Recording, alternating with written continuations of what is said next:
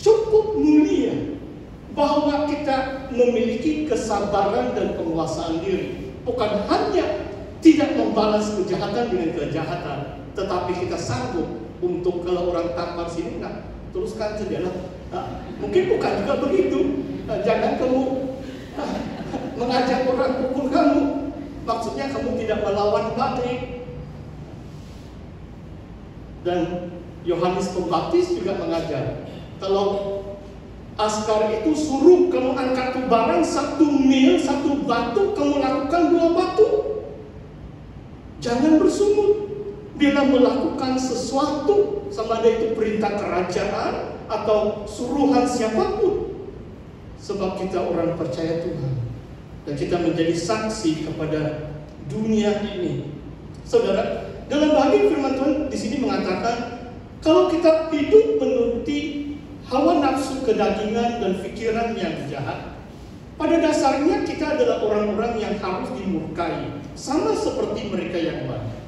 Maksudnya saudara, murka Allah ada atas mereka. Tuhan tidak pilih kasih yang menuruti jalan dunia ini, yang melakukan dosa berulang kali, menuruti pikiran yang jahat. Murka Allah ada di atas mereka. Dan ayat 4 mengatakan, tetapi Allah yang kaya dengan rahmat, oleh karena kasih-Nya yang besar yang dilimpahkan-Nya kepada kita, telah menghidupkan kita bersama-sama dengan Kristus, sekalipun kita telah mati oleh kesalahan-kesalahan kita. Oleh kasih karunia kamu diselamatkan. Saudara, maksudnya secara rohani, apakah takrifan kelahiran kembali? Yohanes 3 ayat 6 mengatakan seperti ini. Dilahirkan dari roh adalah roh. Sebelum kita percaya Yesus, roh kita mati karena pelanggaran dosa. Bila kita berbalik kepada Tuhan, bila kita bertobat, bila kita memanggil nama Yesus dan menaruh percaya kepada Tuhan, Roh Kudus berkarya dalam hidup kita, sehingga roh yang mati dahulu karena pelanggaran dosa dihidupkan kembali. Maksudnya roh kita menjadi hidup, kita diselamatkan atas kasih Tuhan yang besar, yang Tuhan nyatakan berdasarkan kasih karunia atau rahmat-Nya yang besar. Bukan kita layak untuk diampuni atau menerima kemurahan Tuhan, tetapi besar kasih karunia di dalam hidup kita. Saudara, dalam ayat yang ke-6 juga terdapat dalam bab yang pertama, di dalam Kristus yang telah membangkitkan kita juga dan memberikan tempat bersama-sama dengan Dia di sorga. Mungkin dalam bahasa Inggris lebih jelas, He seated with Christ. He seated us in the heavenly places. Tuhan mendudukkan kita, menempatkan kita di tempat-tempat surgawi bersama Kristus. Maksudnya, ada satu dimensi kewujudan kita dalam Kristus. Ada satu dimensi kewujudan kita sebagai orang percaya. Kewujudan kita adalah di alam surgawi. Sebab Tuhan mendudukkan kita, menempatkan kita di tempat-tempat surgawi bersama Kristus. Inilah maksudnya, khususnya kalau ditanya, semalam saya sempat berbicara dengan seorang pemuda, dan saya katakan kepada dia bahwa itulah sebabnya penyembahan itu begitu penting. So biasanya melalui penyembahan, waktu kita worship God, kita merasa roh kita diangkat, seolah-olah kita ditempatkan di tempat-tempat surgawi. Roh kita diangkat di dalam kerajaan Allah. Kita melihat kerajaan Allah, pekerjaan Tuhan yang ajaib yang Tuhan nyatakan melalui rohnya. Inilah yang menjadi bahagian kita di dalam Kristus. Ayat 7, supaya pada masa yang akan datang yang menunjukkan kepada kita kekayaan kasih karunia-Nya yang melimpah-limpah sesuai dengan kebaikan-Nya terhadap kita dalam Kristus Yesus. Saudara, waktu kita percaya Tuhan, ini cuma titik permulaan. Perjalanan iman kita sepanjang hayat ini cuma titik permulaan.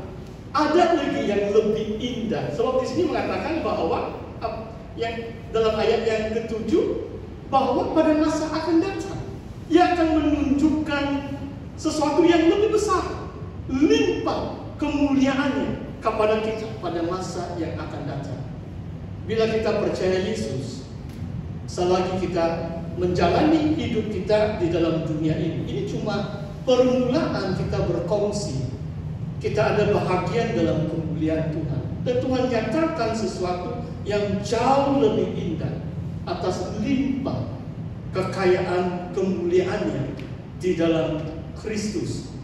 Saudara, ayat ke-8, sebab karena kasih karunia kamu diselamatkan oleh iman, itu bukan hasil usahamu, tetapi pemberian Allah. Itu bukan hasil pekerjaanmu. Jangan ada yang memegahkan diri.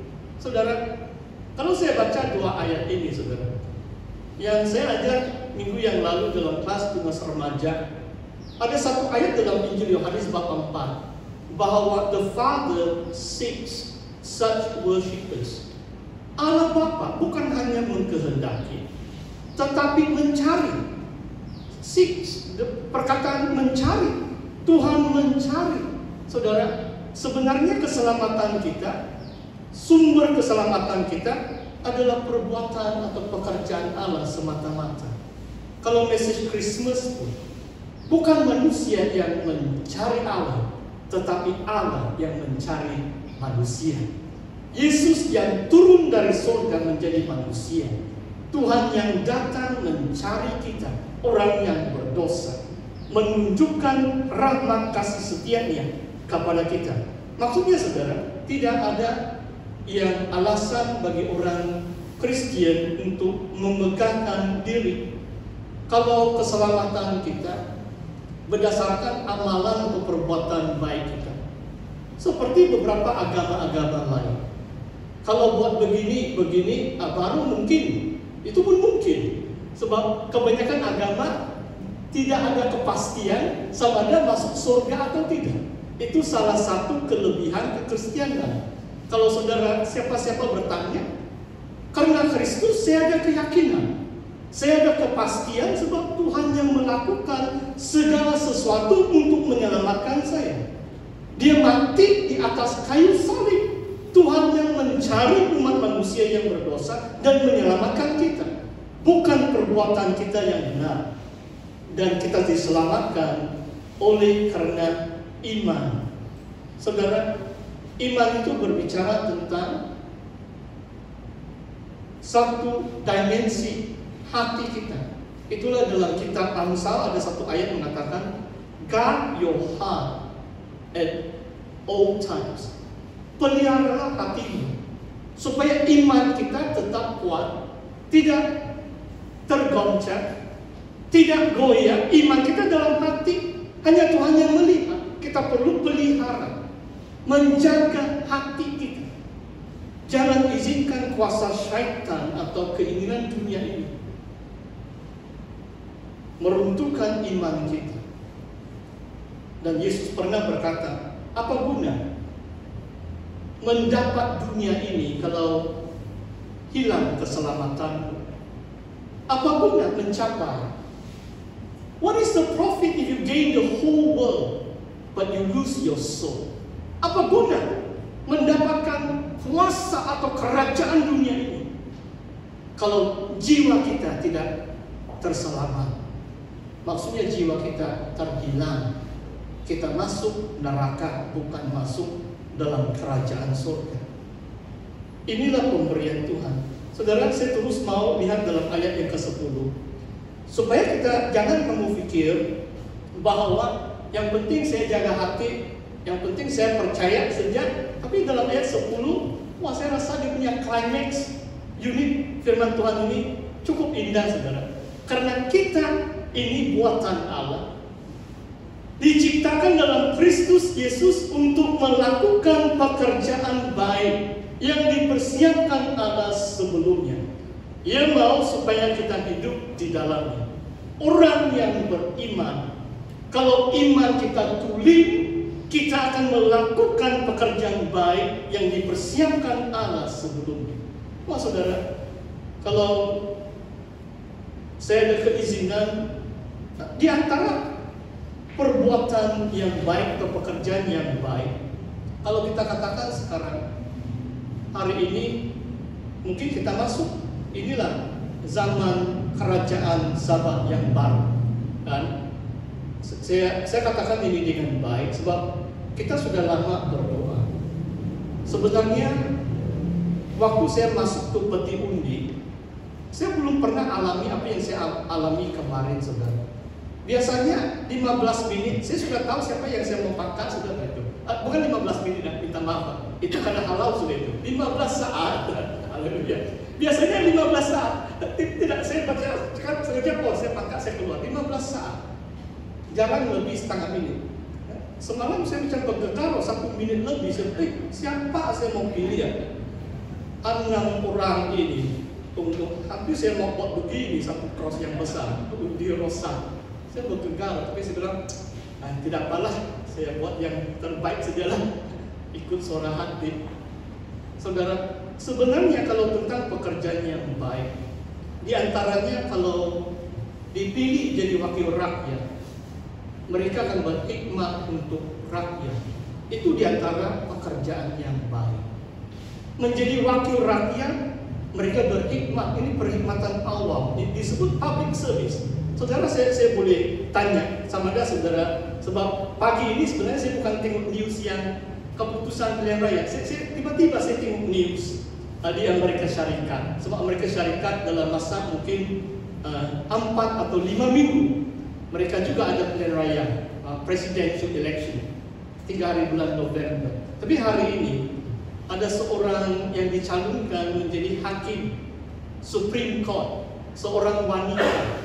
Jadi kalau dia diterima di badan Senate, mereka ada Senator, meluluskan pencalonan Presiden Donald Trump, wanita ini akan diangkat sebagai salah satu 9 hakim yang duduk di Supreme Court United States. Saudara, bila saya lihat Elaun ini hakim yang paling tinggi, saya mau bagi tahu, saudara boleh Google.